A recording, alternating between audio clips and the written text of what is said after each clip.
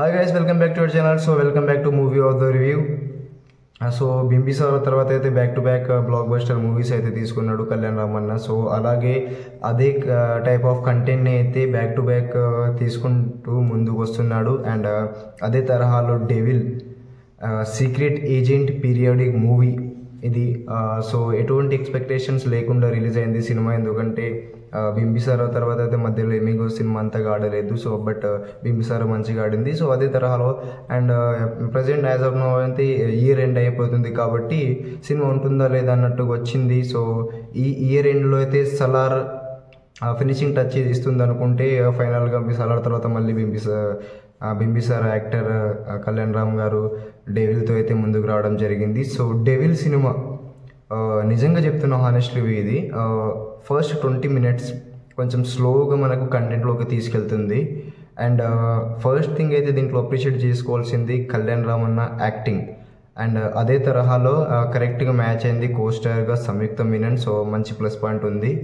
And songs కూడా మంచి సిచ్యువేషన్కి తగ్గట్టు మంచి సాంగ్స్ అయితే కంపోజ్ చేయడం జరిగింది.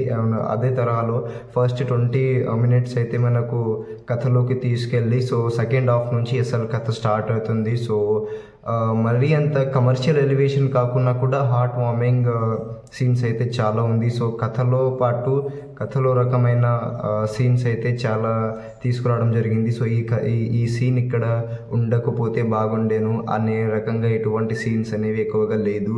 కాబట్టి ఓవరాల్గా మస్ట్ వాచబుల్ సినిమా అండ్ మంచి వర్త్ మూవీ. ఇయర్ ఎండింగ్ అయిపోతుంది, ఇప్పుడు సలార్ పెద్ద సినిమా అవుతుంది అనుకున్నాము. అండ్ అలా అని పెద్ద సినిమా అని నేను అనట్లేను, కాకపోతే ఇయర్ సలార్తో ఫినిష్ అవుతుంది అనుకున్నాం. బట్ గుడ్ న్యూస్, మంచి సూపర్ హిట్ సినిమా, మరొక సలార్తో పాటు మరొక బ్లాక్ బస్టర్ మూవీ అయితే ఇక్కడ డెవిల్తో వచ్చింది. సో మన తెలుగు ఇండస్ట్రీ సో ఈ ఇయర్లో చాలా ఎక్కువ హిట్స్ అయితే కొట్టడం జరిగింది. So that's a great news. So devil పరంగా చూసుకుంటే ఓవరాల్గా మస్ట్ వాచబుల్ మూవీ.